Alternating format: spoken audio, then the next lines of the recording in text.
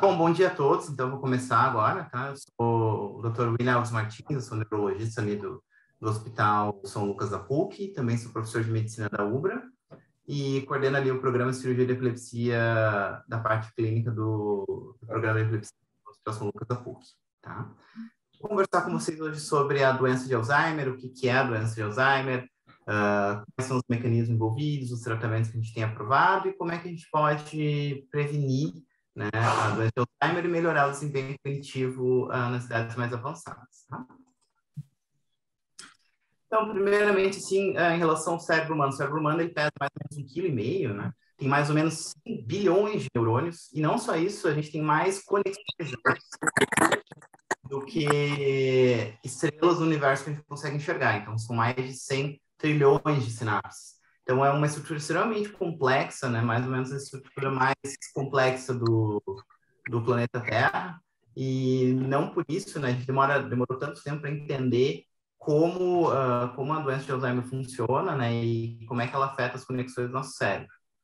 No início do século XX, a doença de Alzheimer era considerada uma doença extremamente rara, tanto que só foi em 1906. Com o avanço do século XX, as pessoas vendo cada vez mais, essa doença começou a afetar muito mais pessoas, né? Tanto que aqui vocês vejam uma projeção aqui para 2020, né, da porcentagem de pessoas que estão vivas, né, com mais de 85 anos, e no início do século XX, né? Então, essa parte da explicação que a doença de Alzheimer vem se tornando cada vez mais frequente no nosso meio. As pessoas estão vivendo mais, que é uma coisa maravilhosa, mas infelizmente estão levando essa carga de doença para a vida, né? E em relação ao cérebro, o cérebro diminui com a idade, diminui a função, o que acontece, né? Então, o cérebro sempre diminui, né, mesmo em jovens, tem uma taxa de diminuição de volume. Em pacientes acima de 70 anos de idade, tem um pouquinho mais de redução de volume, né? Então, sim, o cérebro diminui, mas não o suficiente assim, para alterar muitas funções, né? Ele, principalmente nas áreas frontais, aqui na frente, onde eu estou mostrando, né? Mas essas áreas são responsáveis principalmente pela atenção, não necessariamente pela memória. Então, o que a gente espera assim, é que qualquer queixa de memória assim, numa idade de um idoso saudável seja mais responsável por uma pequena desatenção do que pela memória propriamente dita, né? E aí a gente pensa, menos cérebro, né? Um cérebro menor com a idade, significa menos neurônios? Não significa menos neurônios, significa que as pessoas têm que perder sinapses, ou seja, conexões. Isso a gente pode reverter pelo menos parcialmente, com estudo, com atividade física e algumas outras coisas. A perda de célula, a perda de neurônios, propriamente dito, e isso é quase sempre irreversível. Mas, apesar que a gente consegue fazer umas novas células, elas não são suficientes para repor as outras. As conexões, ao contrário, a gente consegue sim refazer, né? Então, aqui um cérebro de uma pessoa jovem, né? Um neurônio de uma pessoa jovem, e essas pequenas coisas que parecem folhas de uma árvore, a gente chama de dendritos. São conexões sinápticas. No idoso, né, no neurônio um pouquinho mais velho, você vê que elas diminuem bastante. Então, isso a gente consegue fazer, né, com aprendizado, com estudo e com leitura. E lembrando sempre, né, que a função cognitiva com a idade, ela é extremamente de indivíduo para indivíduo, né? Pessoas brilhantes como o Niemeyer e o Picasso conseguiram produzir até idades muito avançadas de suas vidas, inclusive produções que eram melhores que quando eles eram jovens, né? Então, essa ideia de que a gente, o cérebro para de funcionar, ele para de aprender, a gente para de fazer coisas novas com a idade, ela é ultrapassada. A gente pode fazer muita coisa, né? Desde que a gente tenha os hábitos certos. A diminuição normal, né, ou esperada, assim, do envelhecimento da memória, né? Ele pode estar associado a essas coisas, né? Em geral, as pessoas têm desempenho normal em testes que a gente fala padronizados, né? Ou seja, a gente testa a memória dessas pessoas, mesmo assim elas têm queixa de memória. Algumas dessas queixas podem ser por depressão, adaptação, ansiedade, perdas, né? Mas muitas delas são associadas àquele déficit de atenção que eu comentei para vocês um pouco antes, tá? Então, os casos de demência, mesmo na idade avançada, são relativamente menores, né? E é importante valorizar essas queixas de memória, porque elas são muito comuns e as pessoas ficam bastante ansiosas em relação a elas. Agora, o que é demência propriamente dito, né? A demência significa falta de razão, né? Então, falta de razão, a demência não é uma doença propriamente dita, é um tipo de doenças do qual o Alzheimer é o mais comum. Então, o Alzheimer representa ali cerca de 50%, 70% das demências. A gente tem muitas outras, por exemplo, a gente pode ter um AVC, um paciente que tem um AVC e depois perde função cognitiva, fica dependente. Isso é uma demência vascular, né? Pode ser uma demência, que hoje é uma das formas mais comuns, que é uma demência de Alzheimer, junto com uma demência vascular, né? E ainda tem diversas outras, né? A demência, ela ocorre quando a gente diz que a pessoa não consegue mais fazer coisas que ela fazia antigamente. Não consegue mais pagar conta, não sabe direito o caminho mais ao supermercado, não consegue cozinhar ou fazer coisas em casa. Isso é 21. Linguagem, memória, né, comportamento e o julgamento, né? E o que é a doença de Alzheimer, assim, né? O que é a causa mais comum de demência hoje, né? A doença de Alzheimer... No Zoom, o que eu faço para mim não aparecer?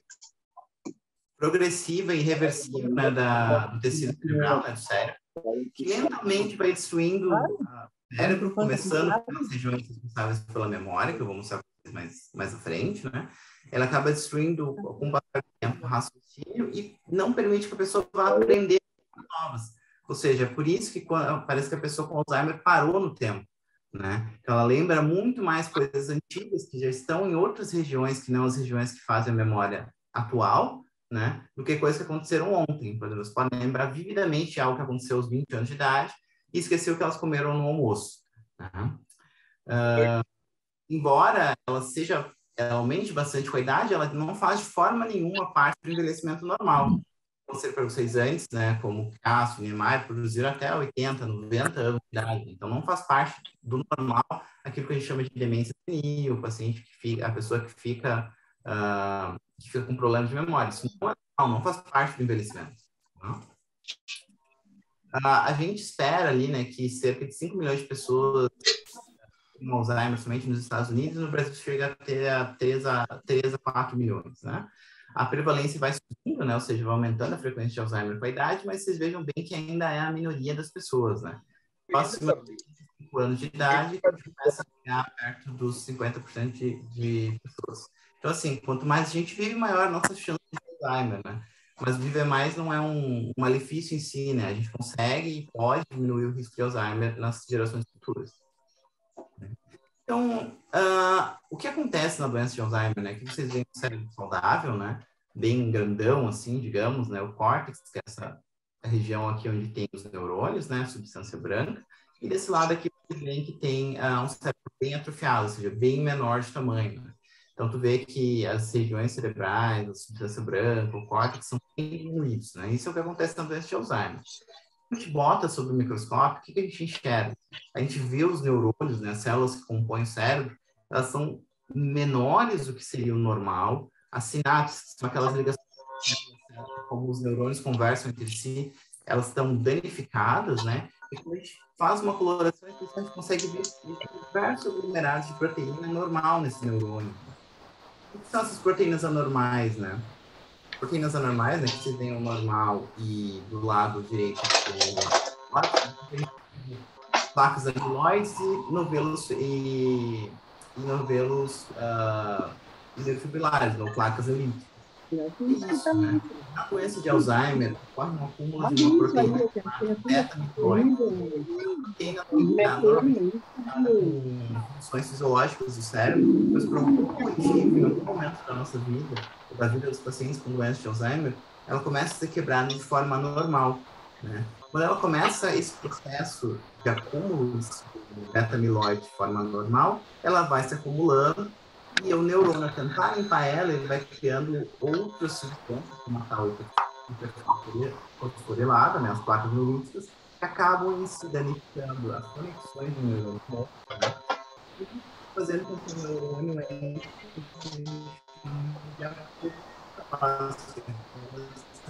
ela se mata, né? Vai acontecer de maneira progressiva, né? Ou seja, você vai perdendo neurônios, as células vão morrendo de maneira progressiva e irreversível. Né? Então, na doença de Alzheimer, as regiões aqui que eu estou mostrando com você, que são os hipocampos, elas são atingidas primariamente, né? O campo são o que a gente chama de região da memória. A região da memória nova, né? Porque a gente vive diminuto algumas horas, ela passa pelo campo, né? E sobe para o restante do cérebro, né? É como se fosse uma memória RAM, né? Que depois ela HD, né? Uma vez que a memória RAM, ela ainda não está solidificada, né? Se a gente, por exemplo, desligar o computador, desligar o cérebro, tu não vai lembrar, né, o que aconteceu.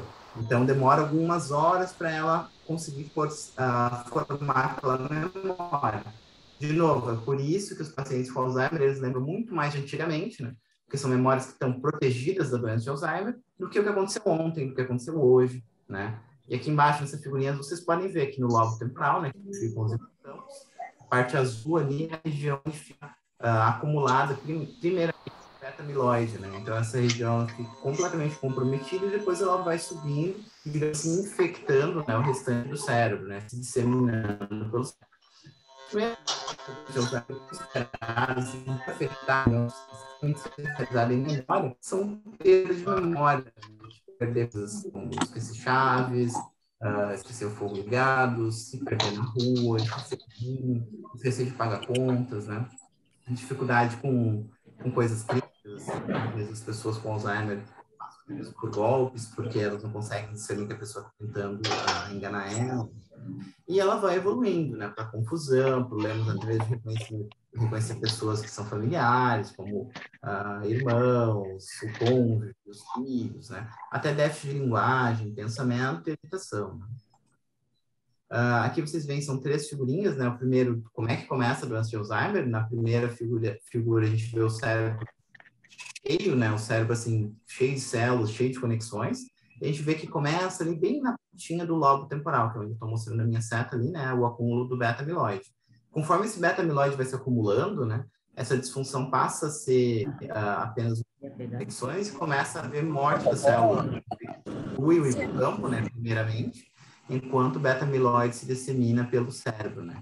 Quando ele já afetou uma boa parte do cérebro, vocês veem aqui na terceira figura, né, que é a doença de Alzheimer severa, o cérebro já está bem, principalmente tem um buraco, que as células já morreram completamente, e a pessoa, em geral, perde a total noção de si, né, que é uma doença de Alzheimer extremamente grave. Como é que a gente diagnostica, né? Como é que um neurologista, um geriatra chega para uma pessoa e diz, não, infelizmente, a gente, com tudo que a gente tem, é uma doença de Alzheimer? Primeiramente, assim, é a clínica, né? Então, a queixa da pessoa, a gente vai avaliar a pessoa, fazer alguns testes cognitivos, fazer um teste que a gente chama de teste do relógio, a gente pede para a pessoa desenhar um relógio, depois a gente avalia como é que aquilo tá desenhado, como é que tá o estímulo sensorial e visual da pessoa, né?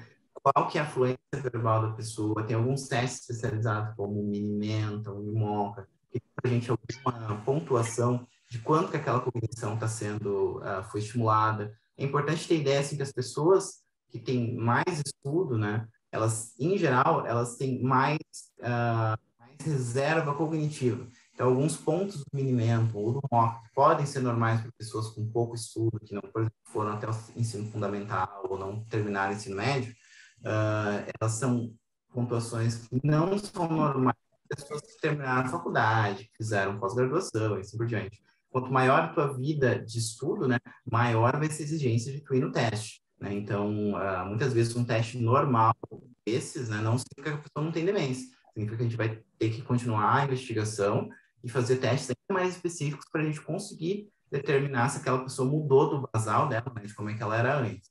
Outra coisa importante é a atividade de vida diária. Se a pessoa fazia algo e deixou de fazer, né, mesmo que diga que deixou de fazer porque não se interessa mais, parou de ler porque, eu não consigo ler por causa dos óculos, não consigo fazer crochê por causa que a minha mão está tremendo, coisas do tipo. Bom, isso a gente considera como um déficit de atividade vida diária, né? Não só isso, né? Quando tem casos mais graves, a pessoa já não consegue se vestir, não consegue se alimentar direito, assim por diante, a gente usa essa avaliação para medir ali como é que a pessoa está indo. Tá? Quando a gente fica em dúvida, né? Quando a gente quer ir mais a fundo, principalmente pessoas que têm mais escolaridade, a gente solicita uma avaliação neuropsicológica, que é uma avaliação padronizada, que é feita por um neuropsicólogo, que ele vai avaliar várias questões cognitivas, como atenção, memória, função executiva, pensamento crítico e etc., para poder nos dizer assim se alguma dessas funções pequenas está afetada. Né? Em geral, a gente reserva isso quando a gente tem mais dúvida em diagnóstico. Né? Existem critérios bem assim, clínicos para doenças diagnósticas de Alzheimer, e a gente sempre tem que solicitar exames laboratoriais para ver se a gente não tem alguma causa, né, secundária de perda de memória, como, por exemplo, uma deficiência de vitamina B12, né, sífilis, né, HIV, que está sendo cada vez mais comum na terceira idade, né, e a gente também solicita daí exames de neuroimagem, né, ou seja, exames para a gente ver como é que o cérebro está sendo. Aqui vocês veem uma imagem normal, né, em vermelho, aqui sublinhado, a gente tem o hipocampo, né, que é a região da memória, e vocês veem um paciente com Alzheimer aqui em vermelho, o hipocampo bem menor, né, o cérebro bem mais murcho, assim, e a parte preta aqui que a gente... Né, então, Doutor William, desculpe lhe interromper. Eu pediria a todos que fechassem os microfones, e o senhor, se não puder, tá? Porque está dando eco muito no som, tá? Tem muita gente com o microfone aberto aí. Tá? Por favor, Cláudio Tedesco, Luiz Carlos, Aldaci, Hamilton, Camilo, tá? Por favor, se puderem fechar, colabora com a nossa transmissão. Tá bem. Bom, vou continuar então, tá? Relembrando aqui do lado esquerdo, né, figura A, a gente tem um campo normal, né? A gente tem uma ressonância, né, um exame que a gente utiliza para fazer imagem do cérebro, e que a gente vê aqui em vermelho, né, onde está a minha seta, a gente vê um hipocampo normal, né, essa região da memória, e ele está bem cheinho, né, ele compreende todo o espaço ali.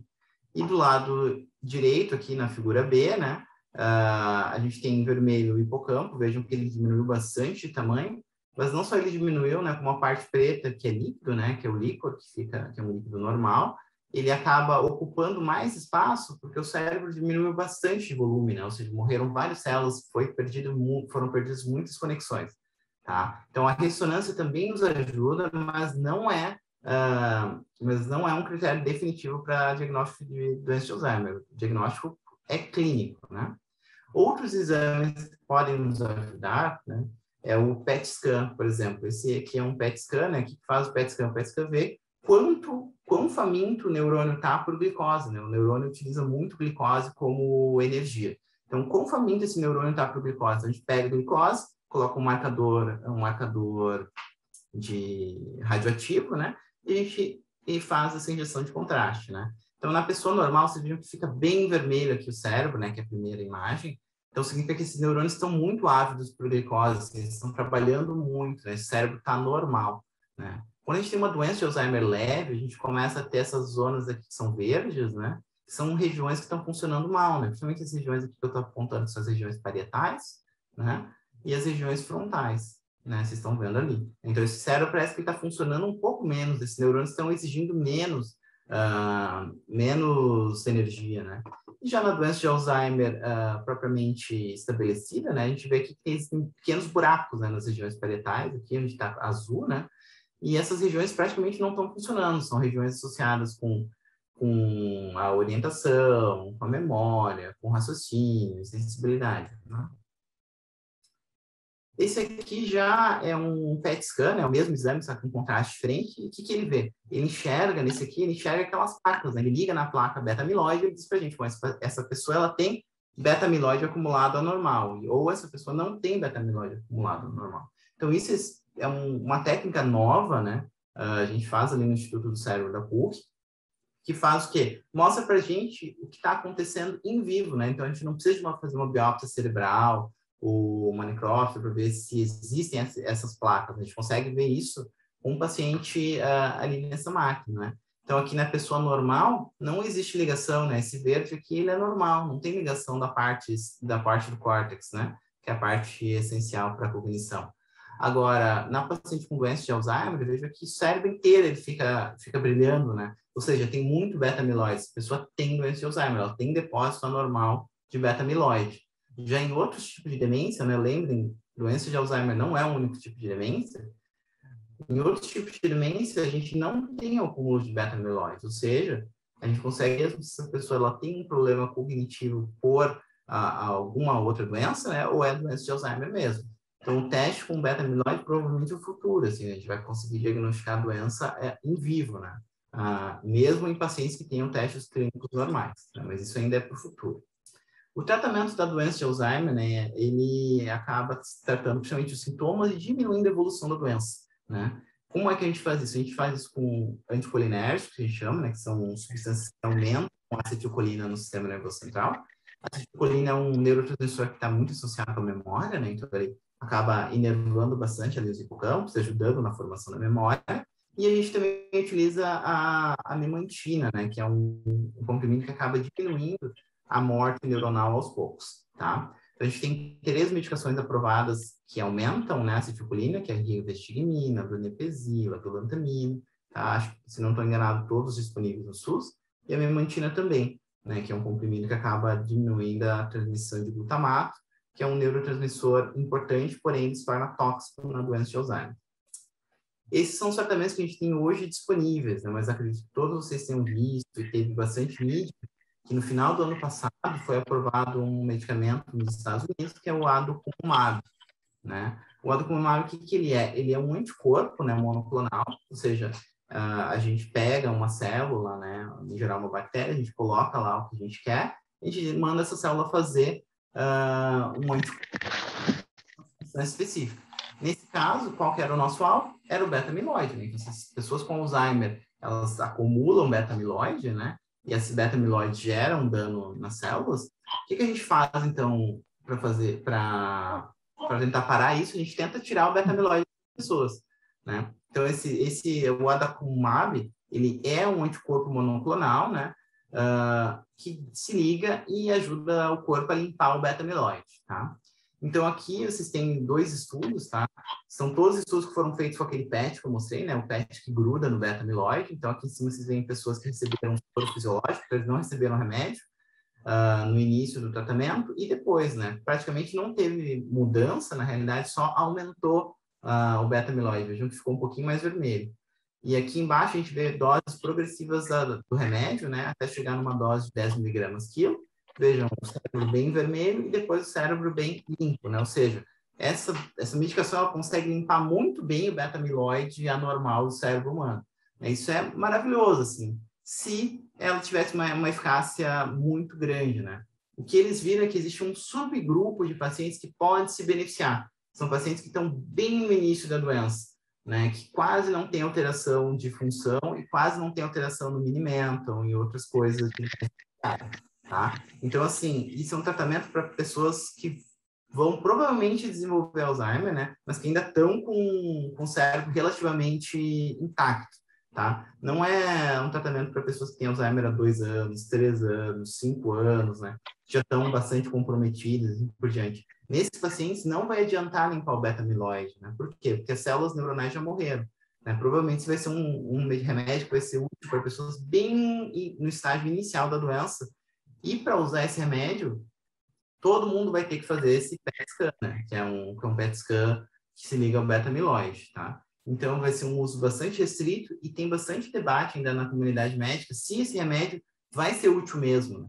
A gente viu que ele limpa muito o cérebro de beta-amiloide, mas a gente esperava que as pessoas melhorassem muito, que pelo menos parasse a progressão da doença, o que não aconteceu na maioria das pessoas. Então, assim, a gente ainda não tem certeza se esse remédio realmente funciona, né? Do ponto de vista, assim, de melhorar as pessoas. Melhora a imagem, né? Melhora um pouco o cérebro. Mas será que melhora a vida das pessoas mesmo? Isso a gente ainda vai ter que ver com novos estudos, né?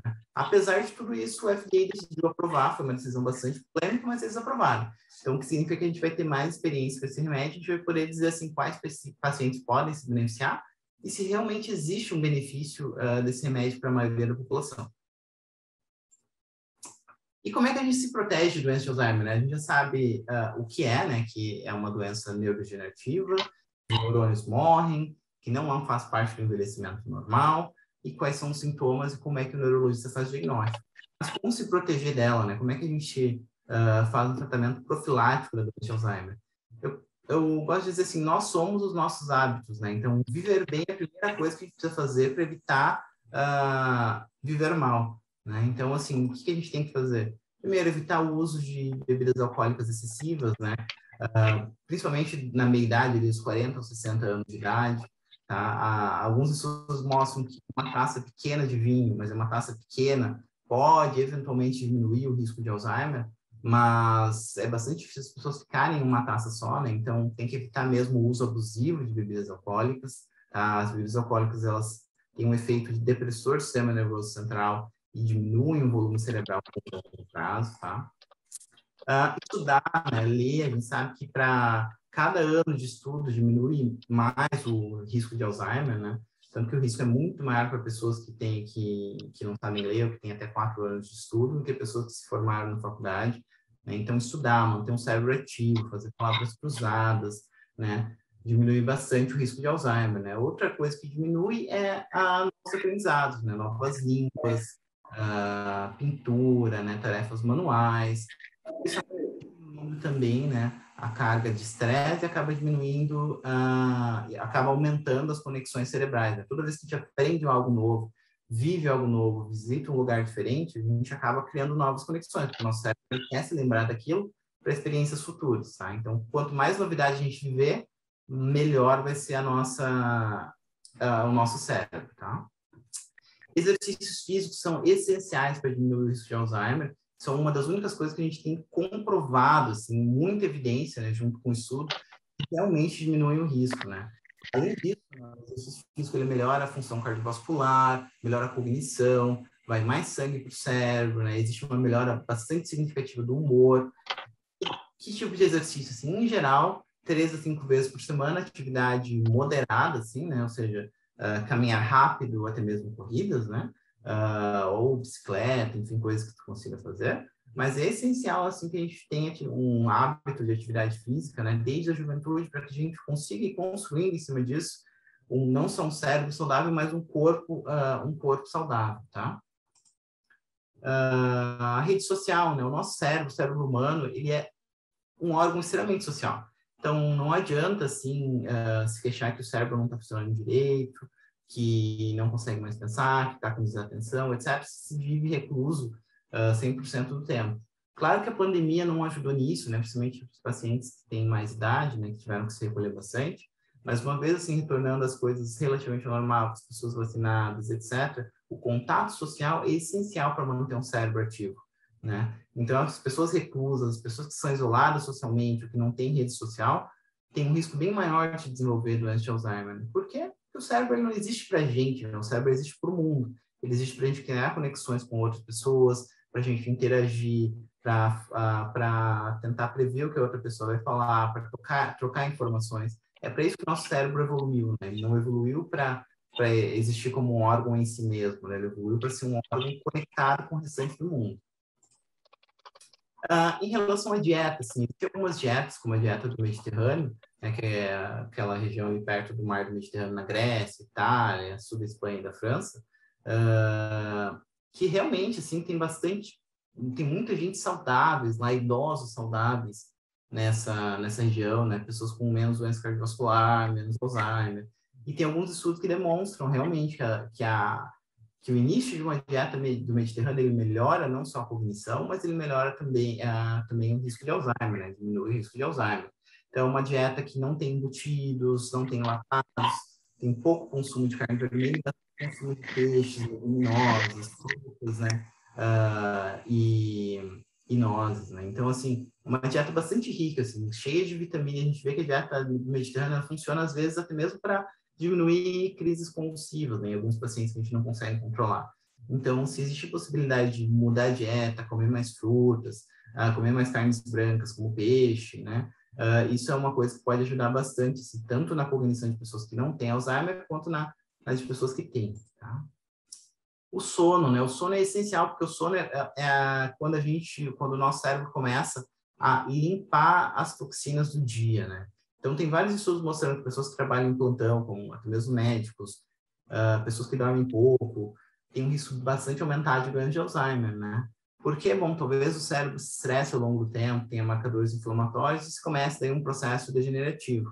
A gente não sabe muito bem o mecanismo, a gente sabe que se a pessoa não dorme de 6 a 10 horas por dia, se não se sente descansado no dia seguinte, isso é um fator de risco importante para o desenvolvimento de doenças neurodegenerativas. Tá? Então, o sono, né, é essencial, né? Tanto exercitar o nosso corpo, quanto deixar ele descansar, é uma coisa que ajuda a gente a combater o risco de Alzheimer. Tá? Outra coisa extremamente importante é cuidar do coração. Como eu falei antes, assim, a demência mista, né, que é aquela demência que existe uma doença de Alzheimer, mas que ela vai desenvolvendo lentamente, mas está associado também com uma doença uma demência vascular, né? A demência mista, ela está se tornando cada vez mais frequente, porque as doenças cardiovasculares estão sendo muito frequentes, né? Problemas de coração, que levam a uma diminuição de fluxo de sangue para o cérebro, AVCs ou micro-AVCs, tudo isso acaba contribuindo para a perda cognitiva da pessoa, né? Então, assim, cuidem do coração de vocês, façam exercícios, evitem fumar, né? Não usem abusivamente drogas, tratar o colesterol ruim, né, o LDL, e controlar a pressão arterial com um cardiologista, um clínico, é essencial para a gente esperar que com 70, 80 anos o nosso cérebro ainda esteja de forma jovem, digamos assim, tá? Bom, pessoal, era isso que eu queria falar para vocês, assim, né? Eu queria contar para vocês algumas coisas de novidades, como o tratamento, como é que a gente faz o diagnóstico, se é ou não é normal a gente ter um pouco de dificuldade de memória, mas principalmente de atenção com a idade, e quais são os hábitos que a gente precisa desenvolver para a gente ter uma vida melhor. Infelizmente, não existe nenhuma pílula ainda que a gente possa dar para a pessoa e falar, bom, isso aqui vai te proteger do Alzheimer, né? O que existe são hábitos de vida, né? Que são as coisas mais simples, ao mesmo baratas e ao mesmo tempo mais difíceis de se fazer. Né? Então, viver bem é a única maneira real de evitar Alzheimer. Né? Se viver bem é ter um corpo saudável, fazer exercícios, estimular a mente, né? Ter conexões sociais, conversa com amigos, enfim. Uma vida que vale a pena ser vivida, né? Para que a gente consiga chegar na parte final dela com saúde mental, saúde física e contemplando, assim, novos dias com cérebro saudável. Tá bom, pessoal? Muito obrigado.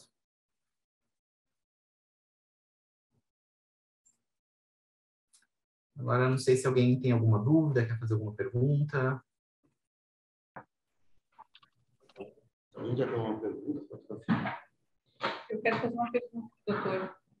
Doutor, qual é a idade média que a gente deve começar a se tratar do Alzheimer?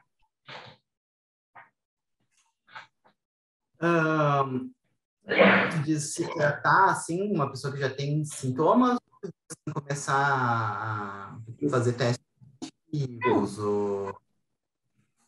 A idade que a gente deve começar a se preocupar tem ou não tem? em tratamento preventivo.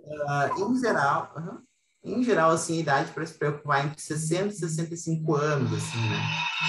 Entre 60 e 65 anos, quando a gente começa a ter um aumento progressivo de risco de Alzheimer, tá? Mas, de novo, assim, pessoas entre 60 e 65 anos têm um risco de Alzheimer só de 1,5%, 2%, né? Então, a grande maioria das vezes vai ser aquele envelhecimento normal que a gente está falando. Mas, a partir dos 60 anos de idade, você já pode procurar um neurologista, um geriatra, e ir fazendo testes cognitivos anuais, verificando a memória, né? Sem contar todas aquelas outras coisas, assim, de vida saudável que eu citei antes, tá? Então, a partir dos 60 anos de idade, a gente vai ter que ficar mais atento, embora o risco mais seja relativamente acima dos 70, tá bom?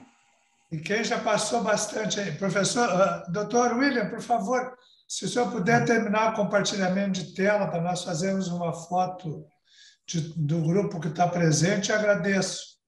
Daí a gente consegue pedir para todo mundo abrir a câmera.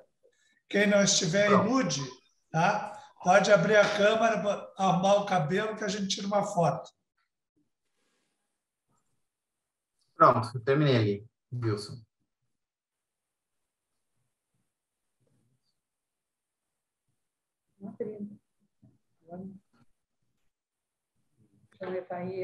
João Evair, abre a câmera. Camilo. Não, Camila. Camilo Fragata. O Cláudio Tedesco. É que o pessoal já está esquecendo, né? Já estão precisando constar, já.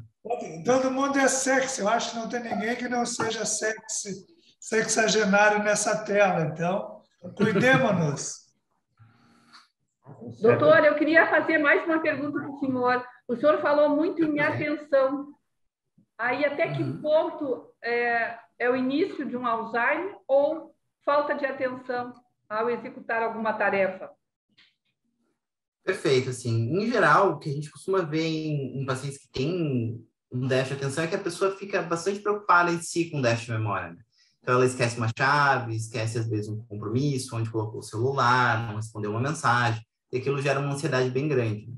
No paciente que tem doença de Alzheimer, que está desenvolvendo doença de Alzheimer, uma das coisas que a gente nota é uma inabilidade de sentir aquilo como algo agressivo a si mesmo, né? Então, a pessoa tem uma indiferença àquele sintoma, justamente porque ela não se lembra, né? Então, às vezes, ela acaba inventando que alguém pegou as chaves dela, ou que alguém deixou em outro lugar, ou que pegou o dinheiro, né? Ou que a empregada está mexendo nas coisas. Então, isso são coisas que acontecem bastante, assim, como sintomas primários, sabe? E, em geral, esses pacientes, quem traz eles são os familiares, não são nem eles que vêm procurar a gente ativamente, né? Então, se a pessoa ainda está trabalhando, está fazendo as suas coisas, está conseguindo viver a sua vida relativamente bem, pagando contas, etc., é bem provável que esteja lidando com algo mais atencional do que com algo de memória propriamente dito. Porque para ser registrado, né, tudo que para ser registrado no nosso cérebro, ele tem que primeiro a gente focar nele, né, a gente ter atenção naquilo que está fazendo, e depois ele entrar no hipocampo e daí para o resto do cérebro, né? Então, a gente costuma ver isso assim. Também a gente faz testes padronizados para testar a atenção, a memória de curto, médio e longo prazo, que durante uma consulta médica a gente consegue distinguir assim, se a pessoa está com a memória boa, né? E que os déficits dela podem ser só de atenção ou não, tá? Então, a atenção, ela tem um span bem curto, assim, então geralmente são coisas rápidas que deixa de fazer. Tipo, onde botou a chave, o celular, assim por diante. Tá bom? Doutor, uma informação. A pandemia agudizou alguns sintomas, tanto os próximos do transtorno obsessivo-compulsivo, quanto aquelas questões que a gente, por rotina, faz automaticamente.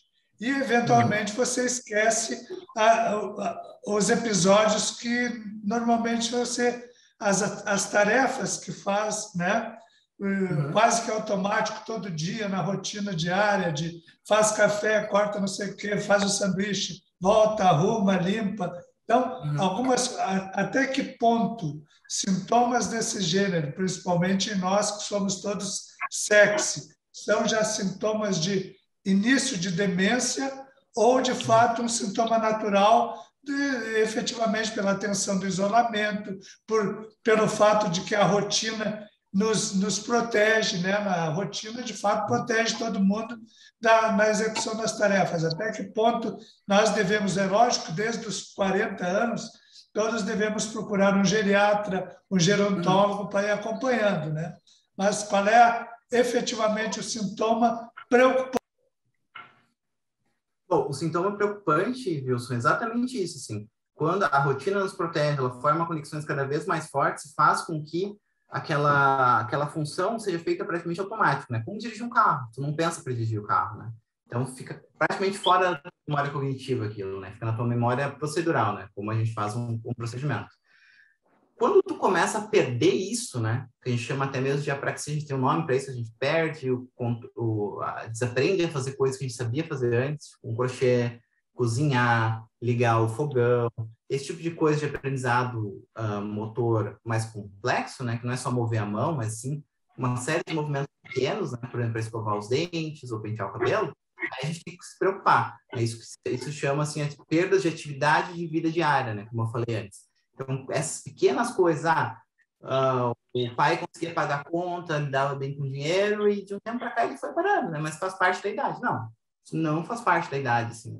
Essa perda, assim, de função, ela pode estar alertando para alguma coisa que está acontecendo a mais. Né? Então, se tu fazia a tua rotina bem e de repente tu começou a precisar de ajuda, que não seja uma coisa assim por outras doenças ou outras coisas, enfim, né, musculares, isso é um sinal de alerta, né? Então, o estresse, o conviver com essa situação bastante difícil da pandemia, é normal a gente ter dificuldades de memória, dificuldades cognitivas. Né? E muita gente que teve Covid tem essas dificuldades, inclusive jovens, né? Então é bastante importante ficar de olho em coisas que tu fazia antes e que tu não está mais conseguindo fazer. né? Não necessariamente aqueles que esquecer chave aqui, esquecer um compromisso, ou ter dificuldade de falar uma palavra, mas depois lembra dela, mas muito importante ficar de olho em coisas que se fazia antes, né? Habilidades que se tinham, né? E foram sendo perdidas, tá? Só uma última pergunta, tá? O fato de esquecer é uma coisa muito comum. A gente esquece nome de pessoas com quem conviveu durante muito tempo, e isso, de repente, encontra na rua e faz assim, mas e quem é esse fulano? Depois que ele se afasta, isso é sintoma de Alzheimer ou simplesmente uma perda de memória? Perfeito. Não é nem sintoma de Alzheimer, nem perda de memória. Depois que ele se afasta, se lembra, tu consegue lembrar o nome dele, né? Tu fala, putz, é o fulano lá da empresa, ou lá familiar de não sei quem. Isso, na realidade, como vão diminuindo as conexões cerebrais com o evoluir da idade, né? E é normal isso não significa redução da cognição, os processos mentais se tornam um pouquinho mais lentos. O que acontece? Para tu puxar a memória, para o teu cérebro ligar a face daquela pessoa, né? Que tu sabe que tu conhece, ao nome dela, né, demora um pouco mais de tempo. Então, precisamos de uma via, assim, um pouco mais longa, né? Como se fosse para a praia e precisasse pegar um desvio, né? Tu vai chegar na praia, mas vai demorar um pouco mais de tempo, né? E isso, aquilo ali, se torna bastante angustiante. Essa dificuldade de achar nomes, mas que depois vem à mente, né? Nada mais é do que a gente ter uma dificuldade de recolher aquela memória que está armazenada. Isso não é um sintoma necessariamente de Alzheimer, né? Nem de perda de memória. Isso é só um sintoma daquelas conexões que estão um pouquinho mais fracas com a idade, tá? Mas de modo algum não significa que a pessoa não possa ter uma vida completa com elas. Inclusive tem um conto assim chamado do Jorge Luiz Borges chamado Funes o Memorioso, que eu acho bastante interessante ler assim. São duas pessoas, que é um conto sobre uma pessoa que não consegue esquecer absolutamente nada. Então, para se lembrar de alguma coisa, ela tem que se lembrar de dias inteiros ou de momentos inteiros, de hora a hora, né? E para fazer isso, ele precisa perder um dia de vida, né? Então, a vida dele, na realidade, se torna uma vida no passado, ele não consegue viver no presente. Então, eu acho bem interessante, assim, né? Mas o ser é natural do cérebro, né? Ele só foca em informações que são importantes para a gente. Por isso que a atenção é bastante importante. Oi, eu queria fazer uma pergunta. Doutor, hoje se fala muito na atenção plena. Por quê? Porque a gente vive dias assim meio agitados, dependendo, né, da maneira de ser de cada um, mas a gente acaba levando as coisas assim meio de roldão.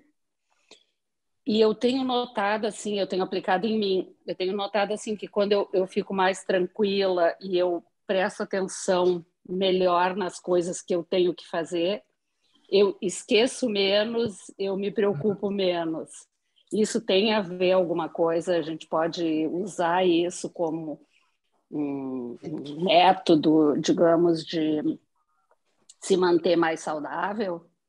Sim, claro. Então, Nádia, a atenção plena, né, o mindfulness, ele está sendo bastante estudado e bastante usado, né, uma técnica inicialmente baseada no budismo, mas que depois se viu, assim, os benefícios de prestar atenção no teu corpo, nos teus sentimentos, o que tu está fazendo.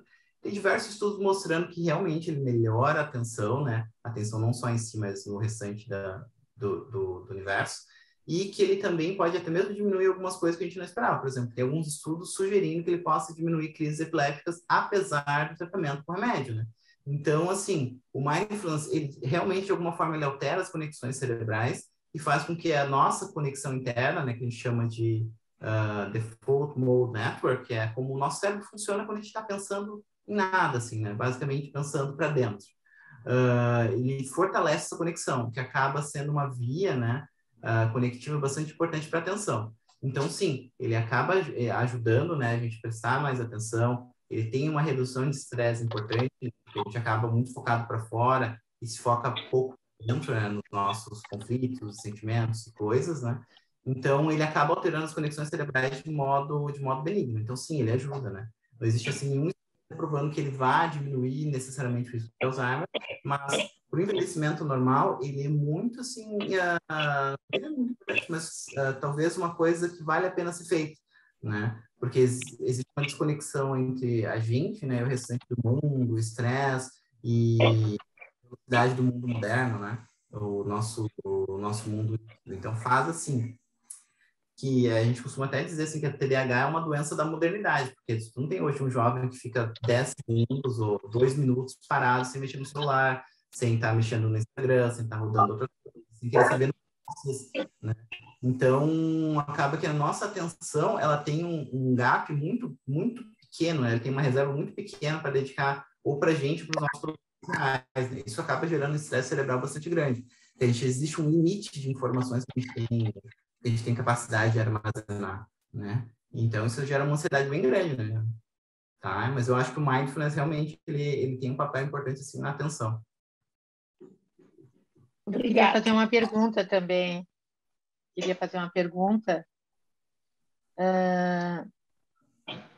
Posso fazer a pergunta? Pode, claro. Ah, tá, doutor William.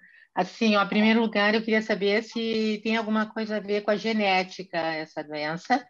E a segunda, complementando o que a Nádia, a colega, perguntou há pouco, então, assim, a falta de concentração no momento que tem muitas coisas para fazer e a pessoa quer fazer tudo ao mesmo tempo, o que é que implica também para o Alzheimer? Perfeito. Então, a doença de Alzheimer, a grande maioria das pessoas que desenvolvem doença de Alzheimer não tem história familiar de doença de Alzheimer, né? Em geral, a gente costuma dizer que a doença de Alzheimer ela tem um risco bem mais alto, né, do que a população em geral, quando ela acaba ocorrendo num familiar que tem menos de 60 anos de idade. As pessoas com menos de 60 anos de idade, em geral, têm algum gene alterado, né, nessa proteína beta-amiloide, acaba gerando um acúmulo mais rápido dessa proteína e o desenvolvimento de doença mais cedo, né? Pessoas que têm desenvolvimento de Alzheimer com 65, 70 anos de idade, ela aumenta um pouquinho o risco dos familiares de desenvolver Alzheimer, mas bem menos do que a doença genética propriamente dita, né? Então, não existem genes dessas pessoas que a gente consiga identificar e dizer, bom, essa pessoa tem tal gene e vai desenvolver Alzheimer. Não, existem marcadores que aumentam um pouquinho o risco, mas, em geral, não é um risco tão alto em relação à população geral. Então, se a gente tem familiares que desenvolveram Alzheimer com 80, 90 anos de idade, nosso risco é levemente maior do que da população geral, mas não é muito maior do que teria se a gente viver até os 90 anos de idade, né? Então, realmente, o maior fator de risco é, de longe, a não ser, claro, né? Eu falei, se tem pessoas da família muito jovens que desenvolveram doença de Alzheimer, né?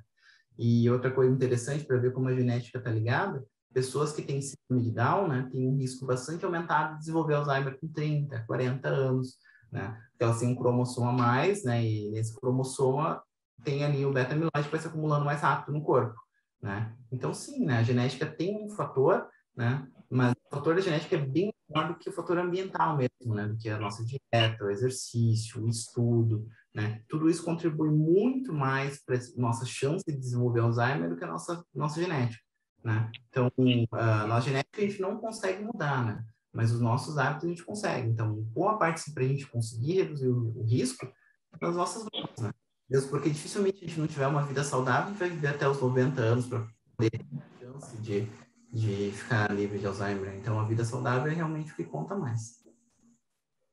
A sua segunda pergunta, né, sobre pessoas que querem fazer várias coisas ao mesmo tempo, isso é uma questão bem comum no consultório, né? A gente vê bastante gente, assim, preocupada, né, atucanada, literalmente, né, porque não conseguem fazer aquilo que se dispuseram a fazer. Mas, em geral, as pessoas se dispõem a fazer diversas coisas ao mesmo tempo. Tem o aniversário que vai ter que organizar, tem o Instagram que tem que atualizar diariamente, tem as notícias que tem que ler, como é que está a bolsa, como é que está o trabalho, tem que mandar os e-mails, mensagens para os amigos diariamente. A gente que é médico, a gente tem o WhatsApp, que acaba acabando com o nosso dia, a nossa atenção, porque todo momento tem pacientes precisando de ajuda e não existe mais uma barreira sobre o que as pessoas podem perguntar ou sobre o que podem fazer no WhatsApp, né? Então, isso não implica um risco maior de Alzheimer, mas implica num risco, sim, de perda de atenção, de estresse e eventualmente até mesmo ansiedade e depressão, né? Porque a gente estressa nossa mente de maneira que nossa mente não foi feita para estar conectada a todos os lugares do mundo a todo tempo, né? Foi feita para a gente estar aqui no agora, para a gente procurar comida, para a gente caçar, conversar com os nossos familiares, cuidar da família, né? E hoje a gente faz isso e muito mais, né? A gente faz isso e muito mais, a gente quer fazer cada vez mais. E a gente tem até um termo para isso entre os jovens, que é o FOMO, né? Que é Fear of Missing Out. Então, assim, você tem medo de perder alguma coisa. Então, você tem que viver aquilo naquele momento, tem que fazer tudo ao mesmo tempo. E isso acaba gerando uma ansiedade muito grande, né? Existe uma ansiedade generacional ali entre o pessoal que são os millennials, né? Que é a minha geração, a geração Z, com medo de perder a vida, assim, porque a vida é agora e a gente tem que viver e fazer tudo ao mesmo tempo e ter todas as experiências possíveis e é simplesmente impossível. A vida é feita de escolhas, né? A gente escolhe um caminho em detrimento de outro, né? A gente não pode ter todos os caminhos ao mesmo tempo, a gente tem uma vida. E isso realmente, assim, aumenta bastante o estresse, aumenta muito a ansiedade, aumenta a depressão, né? E é deletério para nossa atenção e memória, né? Principalmente para a nossa saúde mental. Proília, bom dia. Obrigada. Bom dia aos colegas também. Eu tenho um questionamento que preocupa bastante, devido a nossa população estar envelhecendo cada vez mais, em função de todos os fatores que a gente sabe que existem. A estatística deve ter anotado que aumentou bastante o número de doenças de Alzheimer. Eu não vejo assim, campanhas, porque, como o senhor falou, se pegar no início, a tendência é a gente resolver, talvez, com bastante eficiência. Eu não vejo assim, campanhas como nós temos o Outubro Rosa, Novembro Azul, com relação a essa doença. Eu não sei se eu não tenho acompanhado, mas me parece que seria interessante, já que estamos envelhecendo, talvez uma campanha nesse sentido. Realmente, eu concordo plenamente contigo, assim. O Alzheimer, né, ou até mesmo ali o que a pessoa chamava antigamente de demência senil, né, que é tipo o envelhecimento normal, que não faz de modo algum parte do envelhecimento natural, né, do ser humano, ele é colocado muito de lado, assim, né, então muitas vezes o idoso, a pessoa que tem Alzheimer, ele tem um cuidador, daqui a pouco ele vai para uma clínica, então a sociedade tende a colocar esses pacientes, né, essas pessoas longe da vista, né, então a gente acaba não vendo. Não só não vê, como realmente, né? Tem pouquíssimas campanhas de conscientização sobre o que fazer para proteger do Alzheimer, sobre como ter hábitos de vida saudável, né? Como se as pessoas quisessem colocar isso no fundo de sua mente. Existe uma preocupação, mas ela não é tão preocupante quanto se eu vou ter ou não câncer de mama, se eu vou ter ou não AVC e assim por diante. São doenças extremamente prevalentes, são importantes, mas realmente, né? Em relação ao futuro, a gente está nos programando para ter uma explosão de pacientes com doença de Alzheimer, né? Uma explosão epidêmica daqui a 20 anos, mais ou menos, né? Que a gente deve ter mais ou menos 10, 15, 20 milhões, talvez, de pessoas com doença de Alzheimer no Brasil devido ao envelhecimento. A gente, de modo algum, tem estrutura para cuidar de tanta gente, né? Então, no futuro, isso é uma bomba relógio, né? Então, as pessoas estão vivendo a vida agora, como a gente falou antes, estressadas, leva a pessoa a beber mais, a comer errado, sem tempo de exercício, e que no final das contas a gente vai pagar o preço lá na frente com uma grande população assim que poderia ter evitado um pouco o risco de Alzheimer, né, ou evitado bastante o risco de Alzheimer e não consegue, né? Então realmente a gente tem pouquíssimas campanhas de divulgação sobre o que é a doença, o que fazer com sintomas, né? Como lidar que todos os dias pergunta onde está, o que está acontecendo, e assim por diante, né?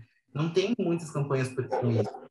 Tanto não tem que uma das principais coisas que a gente trata no consultório é a ansiedade e o estresse, o desgaste de quem cuida, né? Da filha, do filho, né? Do esposo, da esposa, que cuida desses pacientes, né? Então, assim, isso também nasce, né, da ansiedade das pessoas não terem acesso à informação, né? O que fazer com essas pessoas e como lidar com elas, né? Como aliviar o sofrimento delas e o próprio. Então, se a gente tivesse campanhas assim de conscientização sobre o que fazer com Alzheimer, seria importantíssimo. E a gente não tem campanhas assim bem estruturadas da maneira como essas outras doenças têm, até mesmo esclerose múltipla, que é uma doença muitíssimo menos prevalente, né, do que Alzheimer. Tem um mês dela, tem um dia, tem as coisas bonitinhas, né? Então, Alzheimer também tem seu dia, não lembro qual que é, mas a gente não tem uma campanha assim estruturada tão forte quanto as outras doenças com bastante ativismo, né? Obrigado. Doutor, eu vi que ali no chat tem algumas perguntas, não sei se você consegue acessar aí. Eu vi aqui, eu vou responder aqui a primeira que chegou, né? Qual a influência da vitamina B12 na doença, né? Então, depois dos 60 anos de idade, né, a vitamina B12, né, que é a cobalamina, é muito encontrada em carnes, né, principalmente em animais, carne animal, né? Então, depois, essa vitamina, ela entra, né, pela boca, a gente come ela, e no estômago ela se liga a uma coisa chamada fator intrínseco, para ser absorvida lá no final do intestino. Quando a gente vai crescendo, né, usando medicações como, por exemplo, o omeprazol, eles acabam diminuindo o ácido gástrico, né, e esse fator intrínseco não consegue se ligar na cobalamina, né, na vitamina B12. Então, muitas pessoas acima dos 60 anos de idade têm deficiência de vitamina B12, o que acaba implicando numa piora da memória, né, se a gente não trata, eventualmente até sequelas neurológicas, né. Então, assim, a vitamina B12, ela tem um papel por si só no declínio cognitivo, mesmo não relacionado à doença de Alzheimer, né. Em pacientes que têm doença de Alzheimer e têm deficiência de vitamina B12, isso acaba acelerando um pouco mais o processo, né. Ela não é uma causa em si, mas ela é uma causa de piora da cognição e de perda de neurônios secundária, né. Então, é muito importante a gente, por exemplo, excluir que essa pessoa, ao invés de um Alzheimer, não tem uma deficiência de vitamina B12, que é uma causa tratável, né? Ou seja, a gente consegue parar a evolução da deficiência de vitamina B12, da demência por deficiência de vitamina B12 ali mesmo, tá? E deixa eu ver ali, a gente tem ali qual a indicação de leitura que o doutor sugere. Em geral, assim, qualquer tipo de leitura, tá? Qualquer tipo de leitura acaba estimulando nossa mente. Jornais, revistas, né? Palavras cruzadas, livros, né? Isso tudo acaba estimulando bastante a nossa mente, tá? Então, vocês têm uma vasta gama, né? A gente tem acesso à informação de tudo que a gente quiser, e não informação, assim como aprendizado de coisas novas, né? Como eu falei ali, pintura, ou algum outro tipo de habilidade manual, tá? Mas a leitura é essencial, né? Então, livros, notícias e outras coisas que estimulem o nosso córtex visual, né? A área da visão e a área do... são essenciais para a gente manter essas conexões ativas e fazer novas conexões, tá? E, deixa eu ver, eu acho que o Wilson mandou ali, né? Dia 21 de setembro é o mês de conscientização de Alzheimer e o mês de setembro é dedicado à prevenção da doença, né? Então, o mês de setembro é o mês de prevenção ao Alzheimer, assim, mas realmente a gente vê na TV ou até mesmo em outdoors e outras coisas, bem menos informações que a gente acaba vendo para outras doenças, né? E a gente poderia melhorar bastante nisso, eu acho. Não só nós como neurologistas, mas toda a sociedade, né? Levando em consideração que nós somos a geração futura que ou vai cuidar de pessoas com Alzheimer ou está em risco de desenvolver a doença, né? Então tá... Doutor William, há uma estimativa que tem cerca de 1 milhão de brasileiros com Alzheimer e que isso tende nos próximos 20 anos quadruplicar. Em comparação com as outras doenças, que há muita divulgação em que se faz campanha do Outubro Rosa, do Novembro Azul, né? O câncer de próstata e o câncer de mama, né? Por que efetivamente, como a doença de Alzheimer, às vezes, inclusive, é mais impactante, porque ela desestrutura todo o núcleo familiar, encaminha, na maior parte das vezes, para a institucionalização de quem foi acometido da doença, pela dificuldade de ter um tratamento, digamos assim, domiciliar efetivo, profissional. Então, por que não se faz, exatamente como disse o Hamilton, uma campanha maior de esclarecimento, ou pelo número não é tão relevante em comparação com as demais doenças que têm campanhas massivas? Na realidade, assim, a maioria das doenças que tem campanhas maciças, né, tem bastante ativismo, né? Então, são pessoas que acabam desenvolvendo a doença, pessoas mais jovens, ou mesmo pessoas de idade famosa que acabam desenvolvendo a doença e acabam atraindo bastante recursos para fazer essa divulgação, né? Que essa publicidade sempre custa dinheiro, né? No fim das contas, a gente sempre acaba no dinheiro. Então, assim, existe bastante um volume gigantesco de dinheiro para divulgação de câncer de mama, né? Por causa do sofrimento, das coisas que causam as pessoas. E não só por isso, porque existe bastante... Existe, né, a prevenção, existe também bastante dinheiro da indústria farmacêutica para a gente diagnosticar essas pacientes, né, e tratar elas durante muito tempo, né, o que é maravilhoso, porque permite que elas vivam, né, mas, de novo, assim, é recurso que entra, né. Em relação à doença de Alzheimer, já não tem tanto, né. As pessoas que vão desenvolvendo Alzheimer vão ficando cada vez mais isoladas, né, não estão ali pedindo recursos para a doença, ou pedindo para as pessoas ajudarem, ou para divulgar, né? Eles vão aos pouquinhos se isolando da sociedade. Então, pessoas famosas, até teve um ganhador do Oscar que morreu, acho que uns anos atrás, com doença de Alzheimer, que a gente não tem há mais de 20 anos. Né? Eles isolam essas pessoas. Então, elas não são vistas, não é criado empatia suficiente para as pessoas doarem dinheiro e para haver um ativismo ativo, digamos assim, para a gente ter essa divulgação, né, do que é a doença e como prevenir, né? Então, isso acaba sendo assim uma doença das sombras, né? Já paciente com doenças com câncer de mama, de próstata, eles estão ali, eles estão sofrendo, eles estão sendo vistos, né? Eles estão perdendo cabelo, e existe toda uma empatia correta, né, para eles, né? Mas em relação a números, né, os pacientes com doença de Alzheimer são tão ou mais significativos em relação a eles, né? E também em relação ao custo do sistema de saúde, né? Porque são pessoas que vão necessitar de ajuda e cuidador e recursos de saúde durante muito tempo, né? Então, se baseia assim no como os recursos são alocados, né? Por exemplo, esclerose múltipla também tem o mês de setembro, tem divulgação, tem passeata, tem um monte de coisa que acaba acontecendo, né? Se for ver ali, não é muito diferente do que ocorre com a divulgação de pacientes com doença de Alzheimer, talvez até um pouquinho mais, né? Então, é tudo questão de recursos, né? De quanto aquele ativismo está sendo ativo, né? Quanto essas pessoas estão sendo vistas, estão sendo ouvidas, quanto o sofrimento dela como pessoa está sendo ouvido.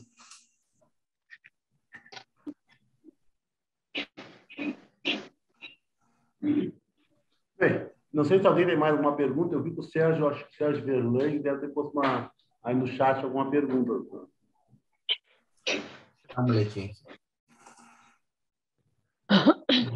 Está pedindo depois que a gravação seja disponibilizada no canal do YouTube da Gafisp. Eu acho que é importante que isso... nós temos um público bom hoje, mas eu acho que se ficar disponível, com certeza, essas orientações chegarão com muita... Teremos uma visibilidade maior dessa nossa palestra. Não tem problema nenhum, podem postar. Qual o exame clínico importante para detectar a doença de Alzheimer? O exame clínico inicial, né, é uma conversa assim, com o neurologista, na qual a gente faz diversos testes, assim, a gente faz diversas perguntas estruturadas para a pessoa, e a gente vai ver quanto essa pessoa, né, está passando de perguntas de informação de órgão a órgão, né? Então a gente vai avaliando como estão os hipocampos, né? Como é que está a memória de curto prazo, como é que está a memória imediata, né? Que é responsável pela atenção, ali nos lobos frontais, como é que estão os lobos parietais, como é que está a visão.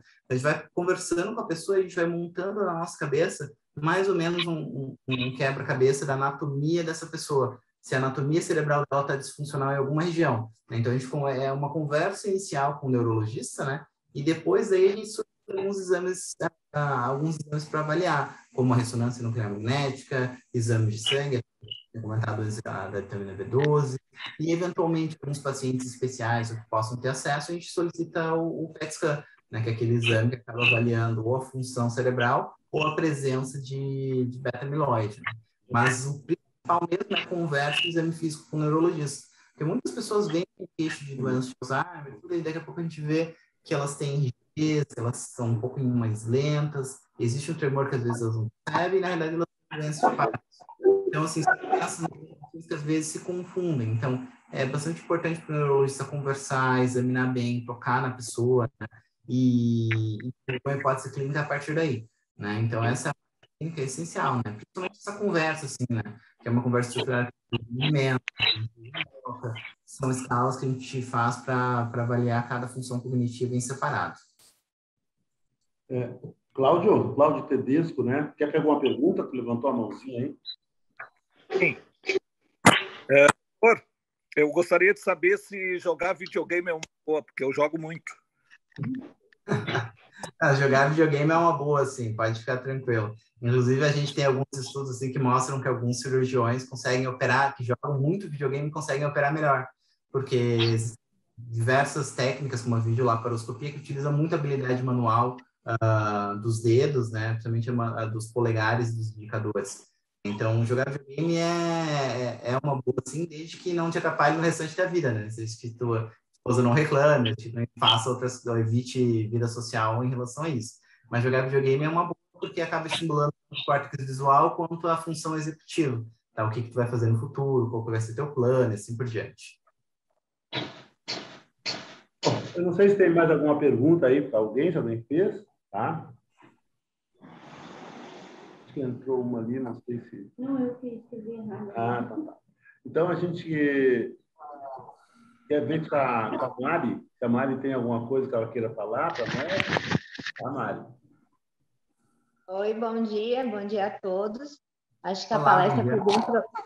Tudo bem, doutor? A gente da GEAP agradece a disponibilidade do senhor. Foi bem gratificante, foi muito clara e objetiva. Acho que sanou toda a expectativa esperada. Vou passar a palavra para o nosso gerente, o Cláudio, para conversar um pouquinho. Olá, bom dia a todos. Bom dia, doutor. Tudo bem? Olha, eu tenho também muita satisfação de assistir essa live de um tema tão importante para a saúde da população, né? E que tem ocorrências ou recorrências bastante importantes no cenário da saúde pública, né? Então, iniciativas como essa e essa sua disponibilidade, nós temos que louvar e agradecer, porque é um bem que está fazendo a população do nosso estado e a todos que participaram dessa live aí. Muito obrigado. Nós aqui da HFISP, né, também agradecemos a sua presença, a sua disponibilidade de trazer essas informações relevantes para todos nós, porque a gente desconhece, né? E às vezes a gente pode até estar desenvolvendo uma doença dessa e não sabe. A gente sabe que está hipertenso, a gente sabe que está diabético, a gente sabe que está com colesterol alto, porque são rotinas que a gente faz normalmente durante o ano. Mas nunca, e aqui com o vice-presidente Hamilton está conversando, dificilmente a gente busca um neurologista para perguntar como é que está o meu cérebro. Então, é interessante isso, e com a colaboração da GEAP, lógico, né? Nós tínhamos essa preocupação, porque os nossos associados são pessoas com uma faixa etária bem dentro dessa que o senhor falou aí, então nós ficamos muito preocupados com eles, e aí buscamos, então, com a intervenção da GEAP, né? Essa conversa aqui, para a gente poder, então, ficar mais tranquilo e buscar também nesse atendimento, não ter esse medo, porque nós sabemos, né, e o senhor sabe também, que lá na época de 10, 15 anos atrás, praticamente o câncer de mama chegava e pegava, só não sabia. O câncer de próstata era a mesma coisa, e hoje, com as campanhas que vem se fazendo anualmente, essas doenças estão sendo detectadas com muita antecedência e até mesmo a cura está se chegando hoje. E é nesse sentido que a gente quer que a gente possa ter uma qualidade de vida ao longo do envelhecimento. E aí só mesmo a prevenção que seria o melhor método de alcançar isso. A gente agradece a sua participação, a sua disponibilidade, tá? E nós queremos dizer assim para os associados, né, Mário, que a GEAP vai sortear alguma coisinha aí, né? Os que estão aí presentes, não é isso? Sim, eu combinei com a secretária do senhor que a gente vai disponibilizar uns brindes. Ela comentou que ia fazer um sorteio, então a gente também vai disponibilizar uns brindes para o pessoal. Então, pessoal, o que ficar, né, aqui agora, a nossa colaboradora Rita aqui vai fazer um sorteio de alguns brindes. E para quem é nosso sócio aqui, né, também vai ter nós vamos botar aqui uma diária. Agora, na alta temporada, nós temos um apartamento lá em Gramado, tá? E vai sortear, então, uma diária para quem possa ir, só que ela é intransferível, né? Então, essa pessoa sorteada não puder ir, nosso sócio aí vai ter que transferir para outro, tá? Mas nós já, na hora aqui, a Rita vai fazer essa conversa com vocês agora. Tá, Rita? Bora, Sortear o apartamento de Gramado primeiro, né? Bom, eu não sei se eu posso agradecer agora ou... Pode sim. Tá bom. Eu queria agradecer pelo convite de vocês, né, a disponibilidade de ter tanta gente me escutando e, enfim, tirando suas dúvidas sobre a doença, né? como foi mesmo falado, a prevenção é essencial, né? Então, depois de 60 anos de idade, você vai procurar ali um neurologista, um geriatra. E eu queria deixar assim, estou disponível, se tiver alguém tiver alguma dúvida, deixa